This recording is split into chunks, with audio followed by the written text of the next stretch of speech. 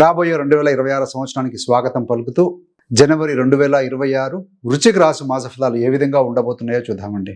వృశ్చికానికి అధిపతి కుజుడు. వృశ్చిక రాశిలో విశాఖ 4 పాదం, అనురాధ 4 పాదాలు, జ్యేష్ఠ 4 పాదాలు, మొత్తం 9 నక్షత్ర పదాలు ఉంటాయి కదా. సో వీరందరికీ ఏ విధంగా ఉండబోతుందో చూద్దామండి. సో ముఖ్యంగా ఏంటంటే ఈ యొక్క మాసంలో 4 గ్రహాలు రాశులు మారబోతున్నాయి. సో అవి ఆ వృశ్చిక రాశి వారికి శుభ ఫలితాలను ఇవ్వబోతున్నాయని చెప్పవచ్చండి.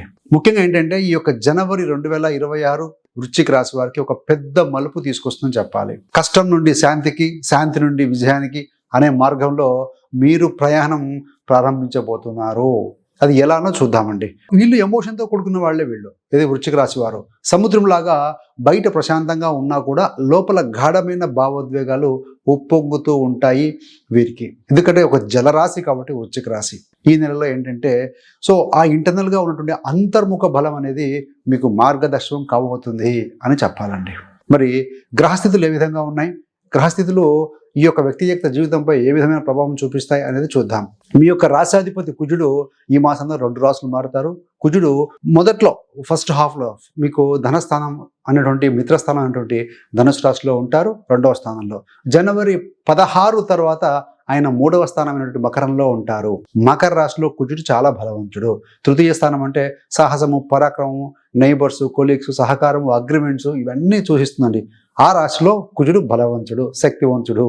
ఇది చాలా ముఖ్యమైన స్థితి ఈ యొక్క కుజగ్రహానికి సంబంధించి. ఈ మార్పు వల్ల కలిగే లాభాలు ఏంటయ్యానంటే ఆత్మబలం, సెల్ఫ్ రెస్పెక్ట్ పెరుగుతుంది. Yes I can do anything అనేటువంటి కాన్ఫిడెన్స్ పెరుగుతుంది. ఆధ్యాత్మికంగా పరంగా చూస్తే మానసిక ధైర్యం మరియు ఆధ్యాత్మిక అవగాహన కూడా బాగా పెరుగుతాయి అని చెప్పవచ్చు.